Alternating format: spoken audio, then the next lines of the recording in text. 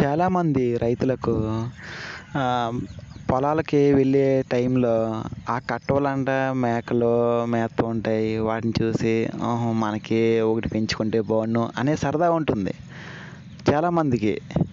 అలాగే నెక్స్ట్ మళ్ళీని ఆ గొర్రె పిల్లలు చిన్న చిన్న మందట్లోని గట్టా మేపుతుంటారు. వాటిని చూసినా కానీ మనం గొర్రె పిల్లని పెంచుకుంటే బాగుండు అనిపిస్తూ ఉంటుంది. కానీ ఒకటి రైతు మాత్రం అలా అనుకుంటాడు తప్ప ఎప్పుడు కూడా ఏంటి పెంచుకుంటే వ్యవసాయానికి దానికి సూట్ అవ్వదు అని చెప్పేసి చాలామంది రైతులు అపోహగా ఆగిపోతుంటారు. కానీ వాళ్ళ కోరికను మాత్రం చాలా సింపుల్గా నెరవేర్చుకోవచ్చు. ఎలాగంటే వాళ్ళకి మేక పిల్లల్ని పెంచుకోవాలన్నా, ఆఖరికి గొర్రె పిల్లల్ని పెంచుకోవాలన్నా ఏం చేయాలంటే ఒక గొర్రె పిల్లను సపోజ్ మేక ఉందనుకోండి, ఒక మేకను కొనుక్కొని వాళ్ళ పొలం వెళ్ళేటప్పుడు కూడా డైలీ తీసుకుని వెళ్తూ ఉంటే అది అలవాటు అయిపోతుంది.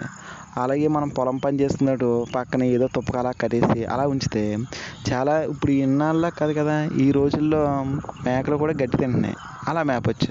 ఇంకా దానికన్నా బెటర్ ఏంటంటే గొర్రె పిల్లలు అయితే కూడా తీసుకెళ్ళిపోతే గొర్రె పిల్లల్ని కొనుక్కుంటే దాన్ని ఒక 2 గొర్రె పిల్లల్ని తీసుకున్నాడు అంటే రైతు దాన్ని కూడా తీసుకుని వెళ్తుంటే ఇంకా బాగుంటుంది. ఎందుకంటే అది పొలాల్లో కానీ ఎక్కడైనా ఏం పాడు చేసేది ఉండదు. గొట్ల నుండి గడ్డిని తింటూ ఉంటుంది.